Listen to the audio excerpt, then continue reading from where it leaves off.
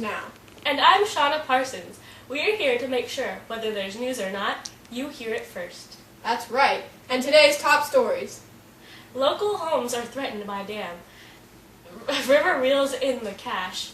And our field reporters will go live to show you the history behind our great river and today's weather outlook. And a fascinating video sent in by our viewer. And for your local news now with Vivian Radok. The earliest known settlements along the Mekong River was in 2100 BC, where the Banche lived there. They are the earliest known prehistoric site along the Mekong and date back as far as the Iron Age. And after them came the Indianized Khmer culture of Funan in the Mekong Delta area. They populated during the 1st century, and during excavations, coins from far away as the Roman Empire were found. The first European encounter of the Mekong was by Portuguese explorer Antonio de Ferreira, in 1540, and he mapped the river in 1563, depicting its curves and bends. The Spaniards and Portuguese mounted many missionary and trade expeditions along the river. The first systematic exploration of the Mekong was led by Ernest Dugard de Legree, a French explorer, who ascended the river from its mouth to between 1866 and 1868. The main finding, though, was that the river was too full of rapids and waterfalls to be useful for navigation. And the river source was located by Tor Kuzmik-Kozlov in 1900. From 1893, French extended their control of the river into Laos. After the Vietnam War, tensions between the U.S.-backed Thai government of the new communist governments and the other countries prevented the cooperation and use of the river. Now it is under the control of the countries that you may know now as China, Cambodia, Laos, and Vietnam. Thank you so much, Vivian, for your interesting update on history. Yes, and now for our weather with Tamaki Chong. Thank you, Doug and Shauna, very much. Now, hello. I am Tamaki Chong, and I am here to show you your 5-day weather report. Now, as you can see for Dali, this week it's looking to be very wet, and there is a chance of thunderstorm. Now, I don't know for sure, but there's a chance. Okay? Yes. So remember, the rainy season is not over. Not over. Alright. As you can see, the weather's looking to be between around 57 and 71 this whole week. Now, as our average temperature for here in Dali is around 60 degrees, this is normal. Just to let you know. Alright, now let's look at our 5-day forecast for Kunming, China. Alright. Now, the weather here in Kunming, China is looking to be the same, around the same as it did for Dali. Alright? Slight chance of thunderstorm, rain throughout the whole week, around 60 to 75 degrees the whole week. Alright? Yes, so remember your rain jackets.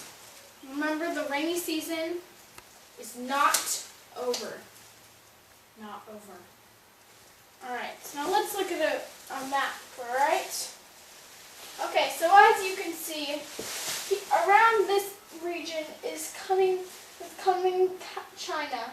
Alright, so you can see there's a big cloud and rain, because it is going to be raining. And you can see thunder. There's a slight chance of thunder, and you can see both of those here in Delhi. Alright? Okay, and that is your forecast. Talking about Dali. Okay, the population of Dali, well, first of all, Dali is right around this area, and the population of Dali is about 3.1 million. And the average temperature, again, in Dali is 15 degrees Celsius.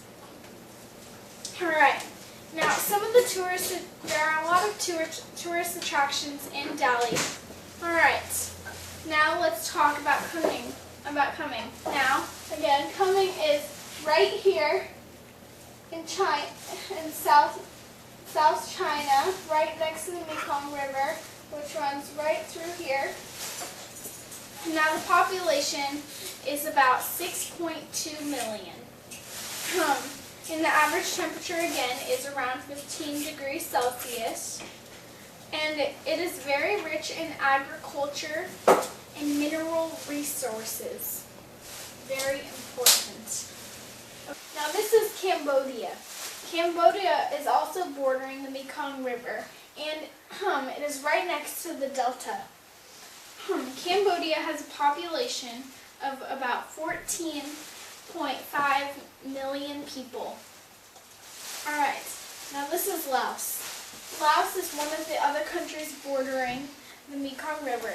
Here's the Mekong River going right through here, and here's Laos, this yellow area. Now the capital of Laos is Vietnam, which is right on the border of the Mekong River. Yes. Okay, now let's talk about Thailand, the other country bordering. Okay, now this is Thailand. Thailand is this lighter region, and you can't really see, but this is Cambodia right here, and this is Laos right here, and the Mekong River is going right through this area. Alright, now that is the end of your special edition weather report.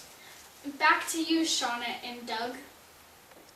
Now, as you may know, today is Bon Ok Fanse, the popular holiday along the Mekong banks. Yes, and a few of our viewers sent in an amazing video. You won't believe your eyes. And that's why I'll never wear suspenders again. I know. Wait, this is ridiculous. These fish are not coming. I know, such a I think I got one. Honey, you guys help. Polta! Pull! Come on, Paul, reel! It's a giant catfish! It's under power! Holy crap! It's coming back in! Oh my god! I'm here.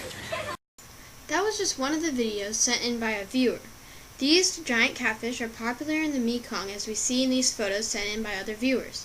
Boat races will also take place on the river in celebration of the holiday Bon Ok Fanse, which is the end of the Buddhist Lent and the rainy season. Vivian Renault, back to you, Doug and Shona. That was incredible. Yes, and now we go live with Ha Win for the special inside report on the economic crisis. Thanks, Shauna and Doug. Hi, I'm Ha Win, here with Susu Chow, who has been greatly affected by the damming of our mighty Mekong River. The Mekong River has always been a source of income to many. The river provides food, transportation, and work for the citizens who live along its banks. But recently, many dams have been put up, especially in China. So now the people of Asia are in deep debate. 11 more dams have been planned to be placed in the river soon as well. Susu, how does this affect a man like you? Well, because of the dams, less fish are coming to Laos, and so less fish for me, and that's my source of food, and so I've been getting not that much food, and it's making me hungry. That's terrible. Has the river changed anything else for you? Yes, because the river is a huge part of many people's incomes, and everybody depends on it. Who exactly depends on it? Well, the fishermen for obvious reasons, factories because they ship through their shipments are made through the river, and then farmers also because they get their water from there from farmland.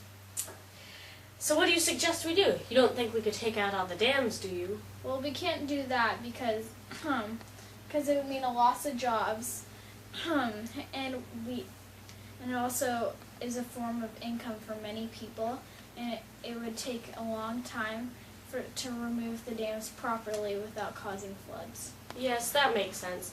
But earlier you mentioned the river was a source of income. Who exactly is it a source of income for? Well, the river helps places like China, Cambodia, Laos, and Thailand. I see. And what about these rumors going around about an oil pipeline being built between China and Myanmar? Oh, right. Well, that was just being discussed, but that would be awful for our economy. How so? Well, first off, it would cost lots of money, and it would mean many people would need to be relocated. Why would they move the people? Well, the pipeline is supposed to go under heavily populated areas. That's dreadful. Yes, if the plan goes through, China will get their oil, but people will get hurt. Well, that's all the time we have for you, Susu. Well, thanks, Ha. Touching. Yes, and now back to the Mekong with Vivian Rednuke. Thanks, Shauna. I'm here outside of the Chinese hydroelectric company, where the Mekong Committee and its protesters have started to gang up outside the walls, protesting about the dams that are being built on the Mekong. There's over 8 or 9 dams being built, and it is stopping the fish and wildlife from living along the Mekong and is killing off many species. Also, soil and silt from surrounding areas are not reaching the lower areas of the Mekong, and causing problems for crops and farmland. Despite the protesters, Chinese construction has still continued with the dams, even though water levels and fisheries have recorded lows in their counts. So, what are we going to do about this? Well, there's an increasing problem right now, so we'll get back to you when there's any more news. Back to you, Doug and Shauna.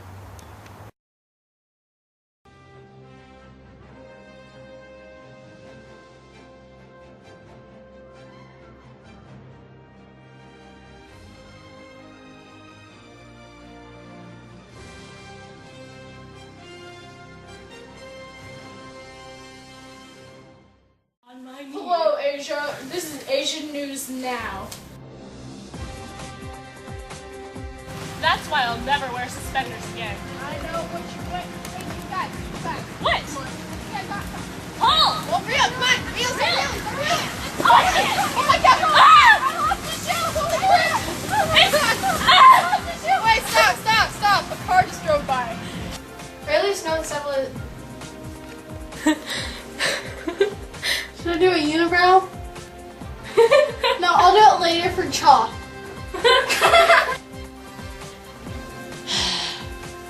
Get this done. I don't know. Wait, are you ready? Nope. Ready. Good morning, I'm Doug Fisher, here with Shauna Parsons. And I'm Shauna Parsons. And today's top stories. Local dams threaten homes. River reels in the cash. And we'll go live and show you the history behind our great river.